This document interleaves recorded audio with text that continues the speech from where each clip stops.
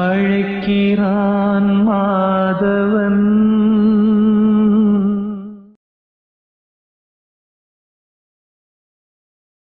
தம்பி வணக்கம். 1 இயராக சில விஷயங்கள்லாம் ரொம்ப ஸ்ட்ரெஸ்ஸில் இருந்தேன். திரும்ப ஒரே விஷயம் மைண்டை ரொம்ப தொந்தரவு பண்ணிகிட்டு இருந்தது. என்ன ஆச்சுன்னு தெரியல. ஃபஸ்ட் வீக்லேயே அது கொஞ்சம் காணாமல் போயிருந்தது. அப்புறம் திரும்ப அது சில விஷயங்கள்னால வந்தாலும் அது என்னை தொந்தரவு பண்ணலை. இப்போ திரும்பவும் அந்த நினைவுகள் இதெல்லாம் வராமல் இருக்கிறதுக்கு இறைவன்ட்டு நான் வேண்டிக்கிறேன். ஆனால் அது எப்படி போச்சுங்கிறது நீங்கள் தான் சொல்லணும். நான் ஒன்றும் பெருசாக ப்ராக்டிஸ் பண்ணல. நீங்கள் சொல்கிறத மட்டும் கவனித்தேன். கொஞ்சம் இம்ப்ளிமெண்ட் பண்ணேன். அதுக்கே அது காணாமல் போயிடுச்சு.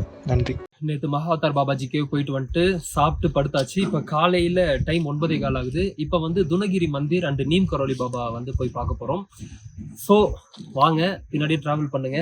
இந்த மாதிரியான ஹிமாலயாஸோட எக்ஸ்பீரியன்ஸ் எப்படி இருக்கு அப்படின்றத வரக்கூடிய ஒரு பதிவிலையும் பதிவிடுறேன்.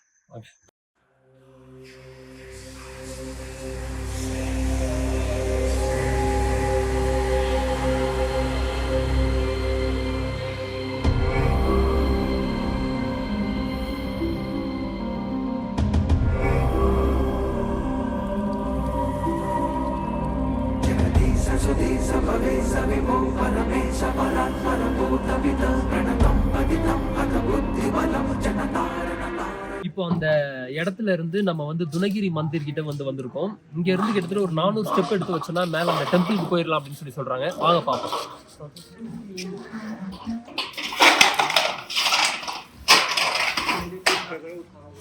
நம்ம போகக்கூடிய வே இதுதான்.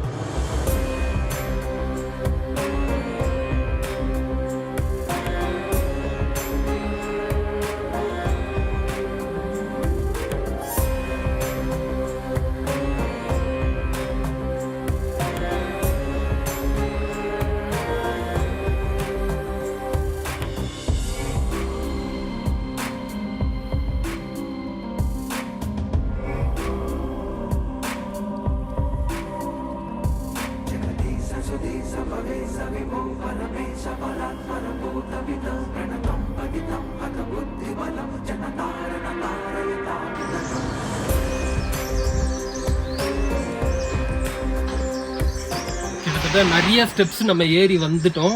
இப்போ கொஞ்சம் ஃப்ளாட்டாக போயிட்டுருக்கு. அதுக்கப்புறம் கொஞ்சம் திரும்பவும் மேலே ஸ்டெப்ஸ் ஏறணும்னா மேலே அந்த டெம்பிள் இருக்குது.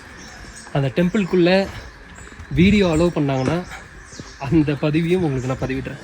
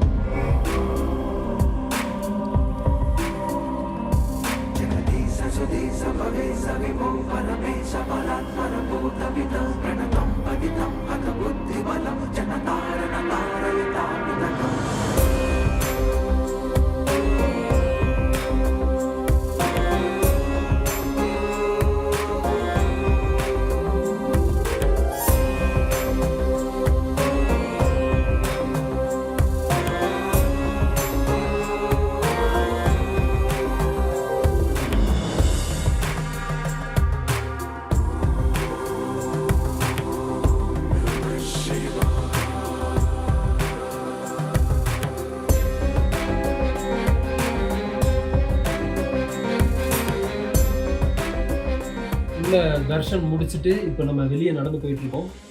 சிறப்பான தர்ஷன் நடந்துச்சு. ரொம்ப இன்னைக்கு கோயில் ரொம்ப கொஞ்சம் கூட்டம் கம்மியாக இருந்துச்சு. நேற்றுலாம் வந்து பார்த்தீங்கன்னா இந்த சைடு தான் நாங்கள் ரோடு கிராஸ் ஆகி போனோம். கூட்டம் பயங்கர கூட்டம். இன்னைக்கு ரொம்ப ஃப்ரீயாக போய் மேலே போய் சாமி பார்த்துட்டு வந்தோம். ஏன்னா நேற்று கிருஷ்ண ஜெயந்தி அப்படின்றதுனால இன்னைக்கு கொஞ்சம் ஃப்ரீயாக இருக்கிறதுனால தர்ஷன் ரொம்ப ஈஸியாக ரொம்ப ஃப்ரீயாக போய் பார்த்து வந்தாச்சு.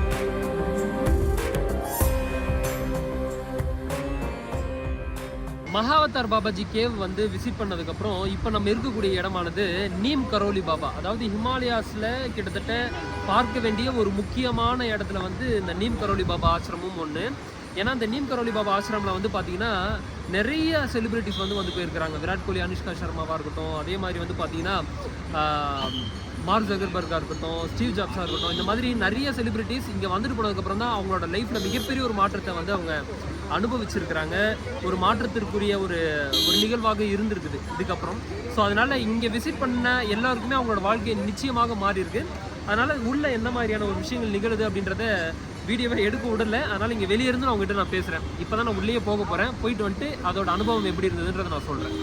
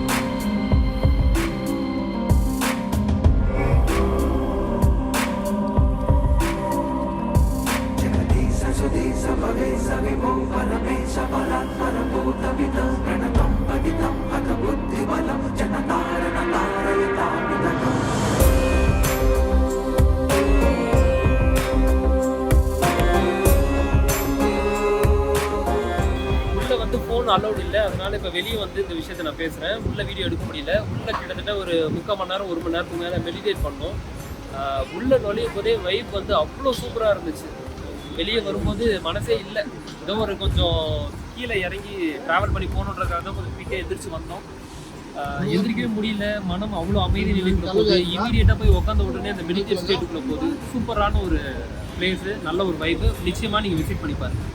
காலை பிரம்ம முகூர்த்தத்துல எந்திரிச்சா உங்களோட வாழ்க்கையே மாறிடும் அப்படின்னு சொல்லி பல பேர் சொல்றது கேள்விப்பட்டிருக்கோம். ஆனா பால் போடுறவங்களா இருக்கட்டும், இல்ல வந்து என்னோட பக்கத்து வீட்டுக்காரரா இருக்கட்டும், எல்லாருமே கிட்டத்தட்ட 4 மணிக்கு தான் எந்திரிக்கிறாங்க. ஆனா அவங்களோட வாழ்க்கையில மாறின மாதிரி இல்லையே அப்படின்ற பல பேரோட கேள்வி உண்டு.